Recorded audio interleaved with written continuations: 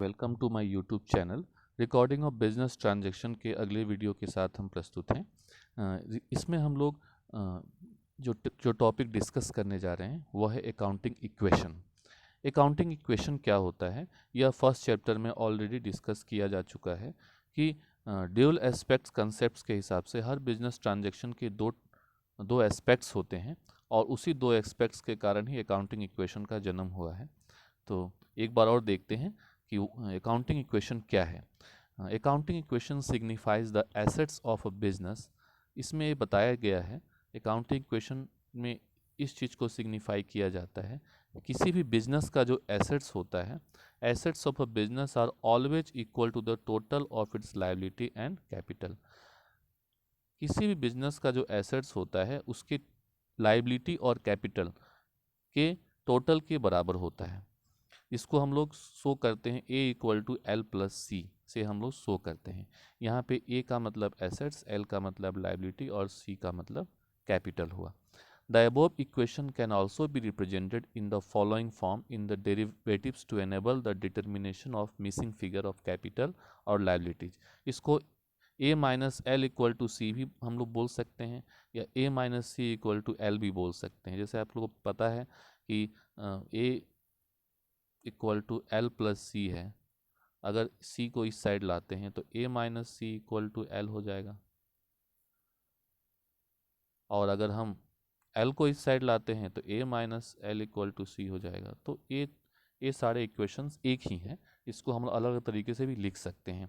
Since the accounting equation depict the fundamental relation among the components of the balance sheet, it is also called the balance sheet equation.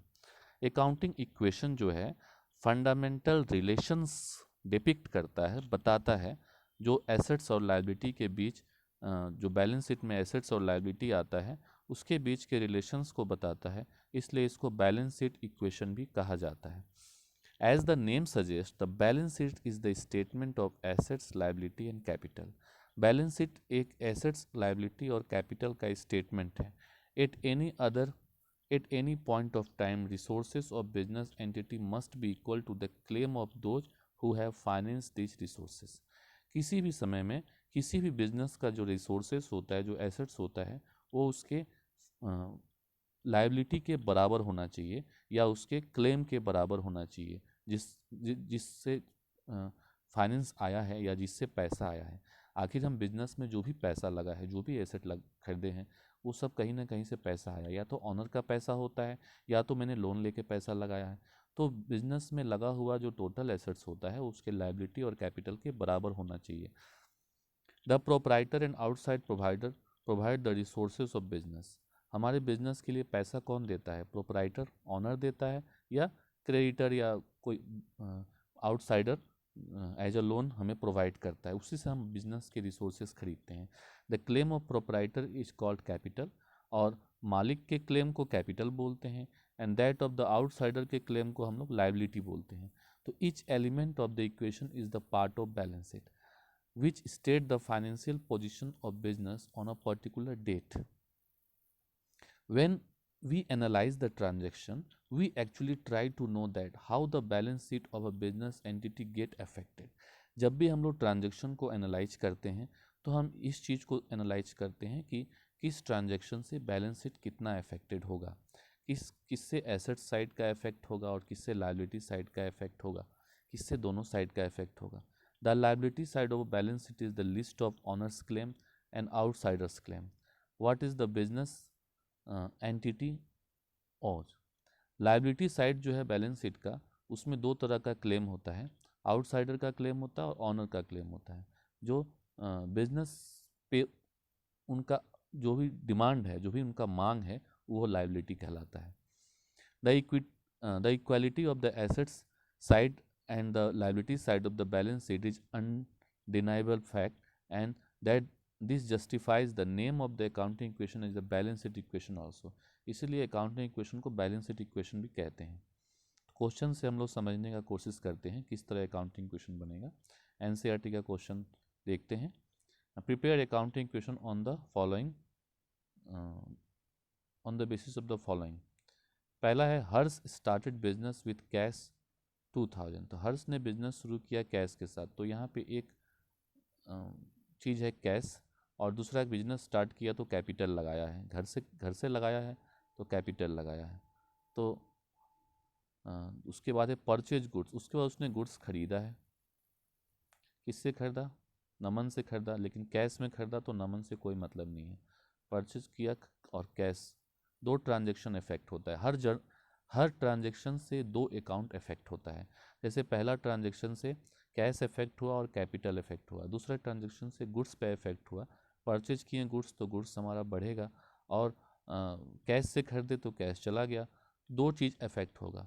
Sold goods, goods हमने बेचा, goods sold किया तो goods हमारे पास से चला गया, लेकिन पैसा नहीं गया हमारे पास। भानु को बेचा हमने, कैश नहीं लिखा हुआ है तो उधार में बेचा है, तो दो अकाउंट यहाँ पे अफेक्टेड हुआ है। एक तो गुड्स अफेक्टेड हुआ है, दूसरा भानु अफेक्टेड हुआ है। उसके बाद है बॉट फर्नीचर, फर्नीचर हमने खरीदा है तो फर्नीचर इफेक्ट हुआ है, और क्रेडिट में खरीदा है तो हमारा क्रेडिट में अगर हम खरीदते हैं तो हमारा क्रेडिटर इफेक्ट होता है। तो इस तरह हमें यहाँ पे बहुत सारे अकाउंट्स अफेक्टेड दिख रहे हैं। तो क्या क्या है, हम अगर सीरियली लिखते हैं तो पहला हो गया कैश, दूसरा अकाउंट जो अफेक्टेड है वो है कैपिटल, तीसरा अकाउंट जो हमारा अफेक्टेड है वह है गुड्स, जिसको हम लोग स्टॉक बोलेंगे। स्टॉक अफेक्टेड है, हमारा स्टॉक घटेगा या बढ़ेगा। उसके बाद चौथा है कैश, कैश तो हो चुका है। उसके बाद फिर गुड्स अफेक्टेड है तो स्टॉक अफेक्टेड हो गया। फिर भानु अफेक्टेड है, भानु। उसके बाद पांचवा अकाउंट हमारा अफेक्टेड है फर्नीचर, छठा अकाउंट हमारा अफेक्टेड है क्रेडिटर। इस तरह इस पूरे क्वेश्चन में 6 अकाउंट टोटल इफेक्ट हुआ है। अब इस 6 अकाउंट्स को हमें एसेट्स और लायबिलिटी में डिवाइड करना पड़ेगा। कैश हमारा एसेट्स है, कैश एसेट्स है, कैश हमारा एसेट्स है, स्टॉक भी हमारा एसेट्स है, फर्नीचर भी हमारा एसेट्स है। भानु को हमने बेचा है तो भानु हमारा डेटर हुआ, तो भानु भी हमारा एसेट्स हो गया, और क्रेडिटर और कैपिटल हमारा लायबिलिटी है। तो इसको हम लोग अकाउंटिंग इक्वेशन में किस तरह लिखेंगे? एसेट्स में हम लिखेंगे जो हमारा एसेट्स है, कैश हमारा एसेट्स है, कैश लिखेंगे, स्टॉक लिखेंगे, डेटर लिखेंगे, भानु डेटर है, फर्नीचर लिखेंगे। उसी तरह लायबिलिटी में हमें दो चीज़ अफेक्ट हुआ है, एक कैपिटल और क्रेडिटर। तो कैपिटल का अलग कॉलम है इसलिए कैपिटल लिखने की ज़रूरत नहीं है,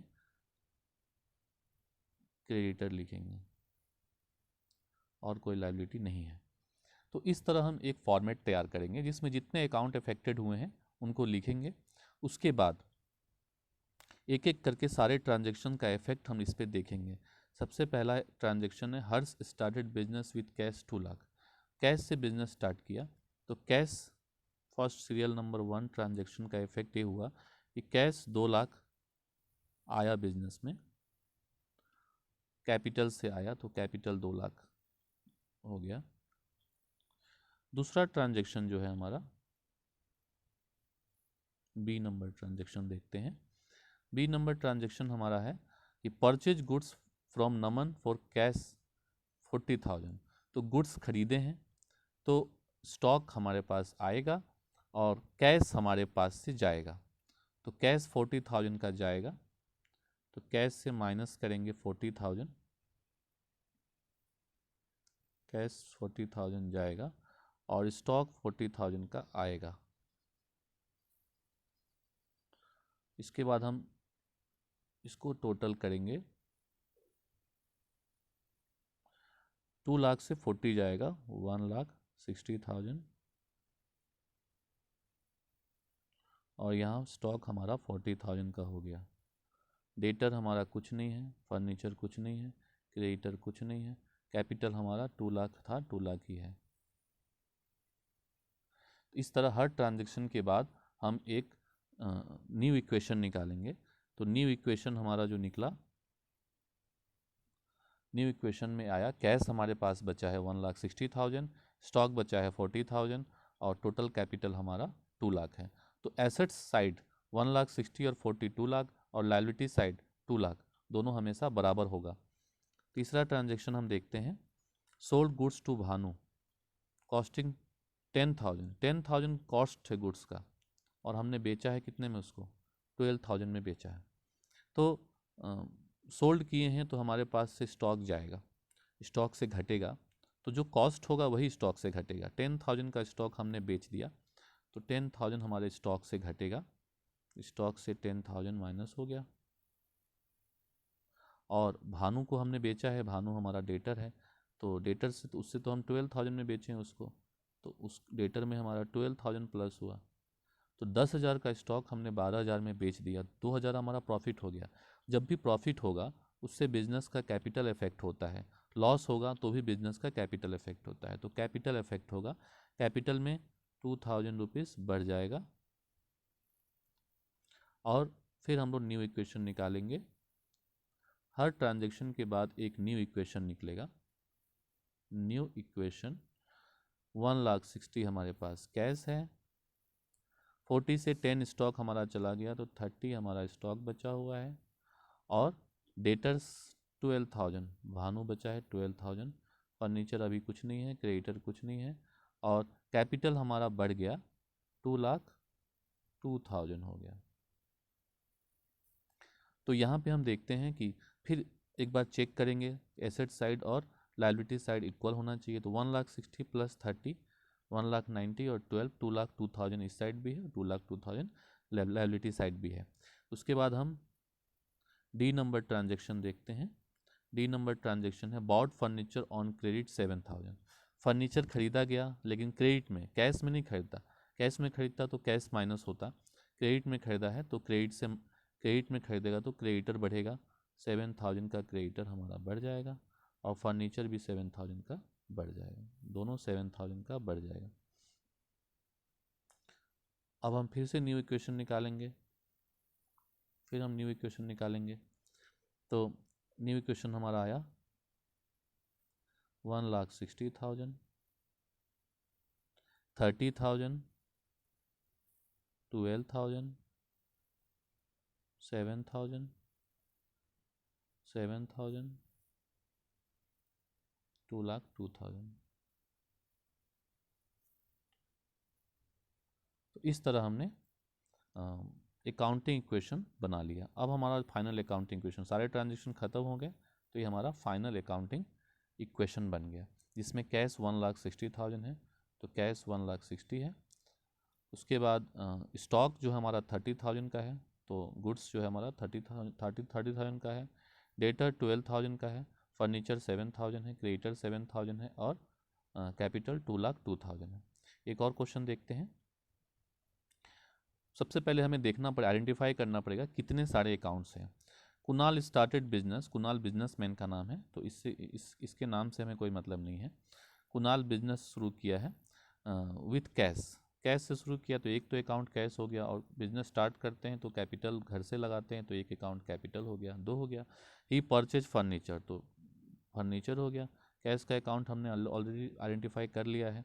ही पेड कमीशन, कमीशन पेड किया तो कमीशन जो है एक्सपेंस है, तो एक्सपेंस का हमें कोई अकाउंट अलग से नहीं बनाना होगा क्योंकि एक्सपेंस कैपिटल में, एक्सपेंस के कारण कैपिटल इफेक्ट होगा, अलग से हमें कोई अकाउंट नहीं बनेगा। गुड्स परचेज किया तो गुड्स के लिए एक अलग से हमें, गुड्स एसेट्स है तो स्टॉक है तो स्टॉक उससे अफेक्टेड होगा, क्रेडिट में खरीदा है तो क्रेडिटर अफेक्टेड होगा। सोल्ड गुड्स, गुड्स बेचा है कैश में तो कैश अफेक्टेड होगा और गुड्स अफेक्टेड होगा। तो यहाँ पे हम फिर से देखते हैं कितने अकाउंट अफेक्टेड हैं। सबसे पहले कैश है, कैश अफेक्टेड है, फिर कैपिटल अफेक्टेड है, कैश है कैपिटल है, फिर है फर्नीचर 3 नंबर में, फर्नीचर। उसके बाद कमीशन के लिए कोई अकाउंट नहीं बनेगा। उसके बाद स्टॉक अफेक्टेड है, गुड्स नहीं लिखेंगे स्टॉक लिखेंगे। उसके बाद हमारा स्टॉक अफेक्टेड है, फिर क्रेडिट में खरीदा है तो क्रेडिटर अफेक्ट हुआ, क्रेडिट में खरीदा है, क्रेडिट में बेचते हैं तो डेटर अफेक्टेड होता है, तो यहाँ क्रेडिटर अफेक्टेड हुआ है। तो यहाँ पे हमें देखते हैं कि टोटल 5 अकाउंट अफेक्ट हुआ है, जिसमें दो अकाउंट यहाँ पे लायबिलिटी का है, दो अकाउंट लायबिलिटी साइड का है, एक तो कैपिटल और दूसरा क्रेडिटर, और सब एसेट्स है। तो एसेट्स में क्या आएगा, कैश, फर्नीचर और स्टॉक आएगा, कैश, स्टॉक और फर्नीचर। तो हम एसेट्स के लिए लिखेंगे कैश, स्टॉक और फर्नीचर, और लायबिलिटी के लिए लिखेंगे क्रेडिटर और कैपिटल। अब हम स्टार्ट करेंगे क्वेश्चन। सबसे पहले ए नंबर है, Kunal started business with cash 2,50,000। तो बिजनेस में कैश आया है 2,50,000 का, तो कैश आया कहाँ से आया, कैपिटल से आया, तो 2,50,000 कैपिटल में हो गया। बी नंबर ट्रांजेक्शन देखते हैं। बी नंबर में ही purchase furniture for cash 3,50,000। Furniture खरीदा है, कैश से खरीदा है, तो कैश चला गया, फर्नीचर आ गया, तो कैश से माइनस हो जाएगा। कितना का फर्नीचर खरीदा है, 35,000 का, तो कैश से माइनस हो जाएगा 35,000 का, फर्नीचर में प्लस हो जाएगा 35,000। अब हम न्यू इक्वेशन निकालेंगे। न्यू इक्वेशन करेंगे, 2,50,000 से 35 जाएगा, 2,15,000, और फर्नीचर हो गया 35, क्रेडिटर 0, कैपिटल है 2,50,000। तो न्यू इक्वेशन हमारा आ गया 2,15,000 कैश, फर्नीचर 35,000, कैपिटल 2,50,000। उसी तरह फिर हम देखते हैं, ही पेड कमीशन 2,000, कमीशन 2,000 पे किया है, तो कमीशन पे किया तो कैश से पे किया होगा, तो कैश गया, तो 2,000 कैश से माइनस हो जाएगा, 2,000 कैश से माइनस हो जाएगा। स्टॉक पे कोई इफेक्ट नहीं है, फर्नीचर पे कोई इफेक्ट नहीं है, क्रेडिटर पे कोई इफेक्ट नहीं है, कमीशन एक्सपेंस है, एक्सपेंस का इफेक्ट डायरेक्ट कैपिटल में होगा, तो कैपिटल से 2,000 माइनस होगा। इसके बाद फिर हम न्यू इक्वेशन निकालेंगे। हर ट्रांजेक्शन के बाद आपको न्यू इक्वेशन निकालना है। 2,15,000 से 2,000 जाएगा, 2,13,000, फर्नीचर 35,000, क्रेडिटर 0, 2,00,000, यहाँ से 2,50,000 से 2,000 माइनस हुआ, तो 2,48,000।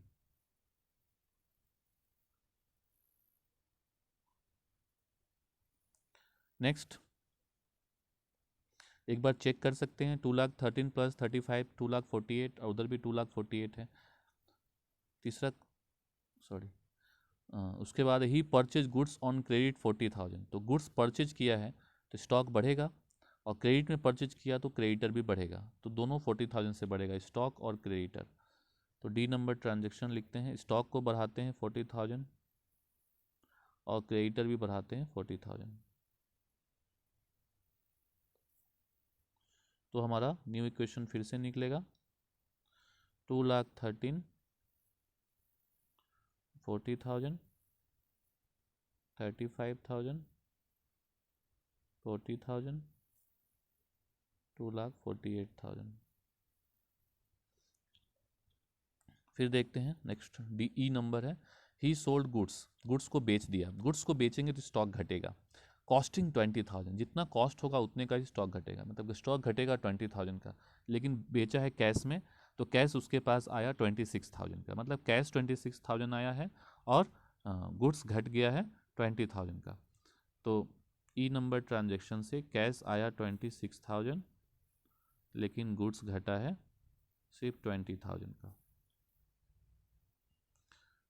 कैश आया है 26 और गुड्स घटा है 20, तो अब यहाँ पे 6,000 का डिफरेंस है, तो 6,000 क्या हुआ, 20,000 का गुड्स को 26 में बेचे हैं तो 6,000 प्रॉफिट हुआ, तो 6,000 प्रॉफिट हुआ, तो ये हमारे लिए कैपिटल में ऐड हो जाएगा। प्रॉफिट और लॉस से कैपिटल अफेक्टेड होगा, प्रॉफिट लॉस और एक्सपेंस से, एक्सपेंस और इनकम से कैपिटल अफेक्टेड होगा, क्योंकि profit loss expense income asset liability नहीं है, इसलिए उसके लिए कोई अलग से कॉलम नहीं बनेगा।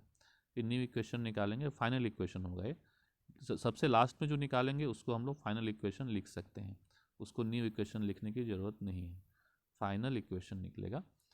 तो 2,13,000 प्लस 26, 39, 40 माइनस 20 20, फिर 35,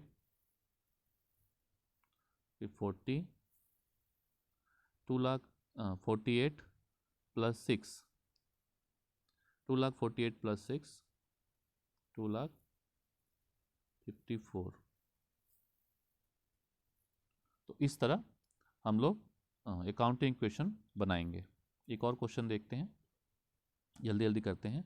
बिजनेस स्टार्टेड विथ कैश 1,75,000, तो कैश है यहाँ पे, कैपिटल होगा ही। परचेज गुड्स फ्रॉम रोहित, तो परचेज है तो स्टॉक है, रोहित होगा, रोहित से खरीदा है तो रोहित हमारा क्रेडिटर हो गया। Sales goods on credit to Manish, तो डेटर को बेचते हैं। फर्नीचर है फॉर ऑफिस यूज के लिए, फर्नीचर हो गया। Cash paid to Rohit, Rohit को कैश पेड किए हैं। Cash receive from Manish, Manish से कैश मिला है तो कैश का तो बन ही रहा है। रेंट पेड का अलग से कुछ नहीं बनेगा।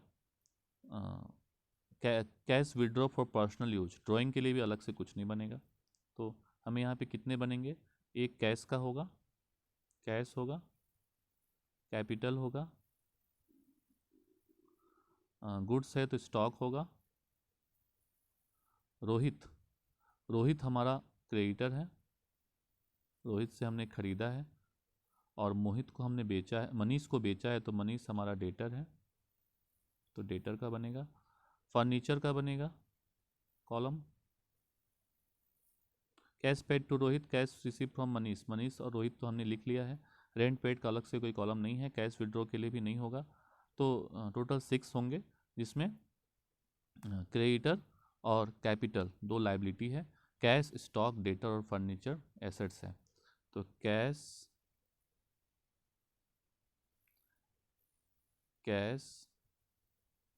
स्टॉक, डेटर और फर्नीचर, यहाँ क्रेडिटर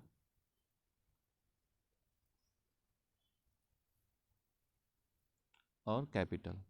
सबसे पहला नंबर 8 ट्रांजैक्शन, बिजनेस स्टार्ट्स 1,75,000, तो यहाँ लिखेंगे 1,75,000 कैश में और कैपिटल में 1,75,000। उसके बाद है purchase goods from Rohit 50,000, goods खरीदा है 50,000 का, तो गुड्स आया स्टॉक 50,000 का, रोहित से खरीदा है तो क्रेडिटर 50,000 बढ़ा। अब इसका हम न्यू इक्वेशन निकालेंगे, तो 1,75,000, 50,000, डेटर में कुछ नहीं है, फर्नीचर में कुछ नहीं है, क्रेडिटर में फिर 50,000, कैपिटल में 1,75,000। फिर सी नंबर ट्रांजैक्शन है, sales goods on credit to Manish, Manish को गुड्स बेचा है क्रेडिट में। कॉस्ट है 1,17,500, 20,000 में बेचा है, तो मनीष हमारा डेटर है, 20,000 का डेटर हमारा बढ़ जाएगा, लेकिन स्टॉक हमारा सिर्फ जाएगा 17,500 का। तो ज़्यादा में बेचे हैं तो हमें प्रॉफिट हो गया, तो 2,500 हमारा कैपिटल में ऐड हो जाएगा। तो अब फिर से हम न्यू इक्वेशन निकालेंगे, हर बार हमें न्यू इक्वेशन निकालना ही है। तो 1,75,000, 50 से 17,500 जाएगा तो 32,500, डेटर 20,000 हमारा हो गया, फर्नीचर 0 है, क्रेडिटर 50,000 है, और यहाँ पे प्रॉफिट होने से इसका कैपिटल बढ़ेगा 1,77,500। डी नंबर है परचेज फर्नीचर, 10,000 का फर्नीचर खरीदे हैं, तो कैश में से माइनस हो जाएगा 10,000, फर्नीचर में प्लस हो जाएगा 10,000। तो न्यू इक्वेशन फिर निकलेगा हमारा 1,75,000 में से 10,000 जाएगा तो 1,65,000, 32,500, 20,000, 10,000, 50,000, 0, 1,77,500। फिर ई नंबर ट्रांजैक्शन, ई है cash paid to Rohit in full settlement. Rohit को 50,000 रुपये रोहित हमसे पाता था और उसको हमने 48,500 पे किया फुल सेटलमेंट में और बोल दिया कि अब नहीं देंगे। तो 48,500 हमारे पास से गया, हमारे पास से कैश तो गया 48,500, लेकिन रोहित से पूरा माइनस होगा क्योंकि फुल सेटलमेंट है। तो हमें प्रॉफिट हो गया बीच में, क्योंकि रोहित को कम देना पड़ा हमें, 1,500 का हमें प्रॉफिट हो गया, 1,500 का। फिर हम न्यू इक्वेशन निकालेंगे, हर बार हमें न्यू इक्वेशन निकालना ही है।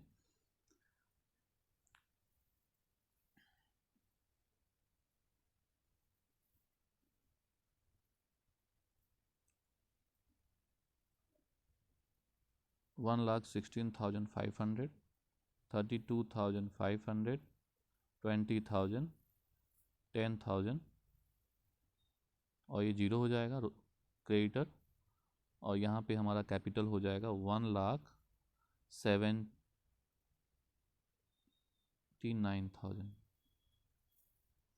नेक्स्ट एफ नंबर देखते हैं। Cash receive from Manish 20,000, Manish से 20,000 रुपये कैश मिला, तो कैश मिला 20,000 तो कैश में ऐड हो जाएगा। मनीष हमारा डेटर है तो मनीष से घट जाएगा मनीष।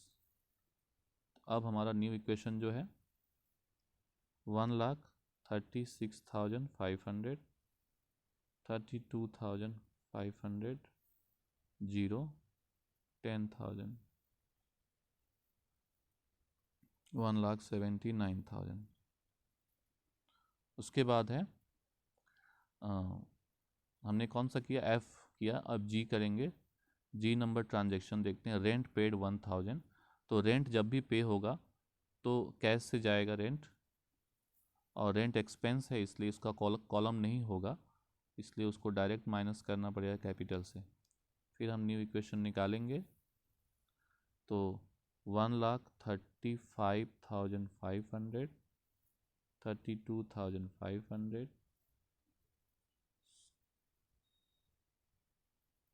10,000, 0, 0, 1,78,000। इसके बाद लास्ट है cash withdraw for personal use 3,000। Cash withdraw किया है पर्सनल यूज के लिए, तो 3,000 कैश से माइनस हुआ, और कैपिटल से भी 3,000 माइनस हुआ। ड्राइंग है तो कैपिटल घट गया, ड्राइंग से कैपिटल घटता है।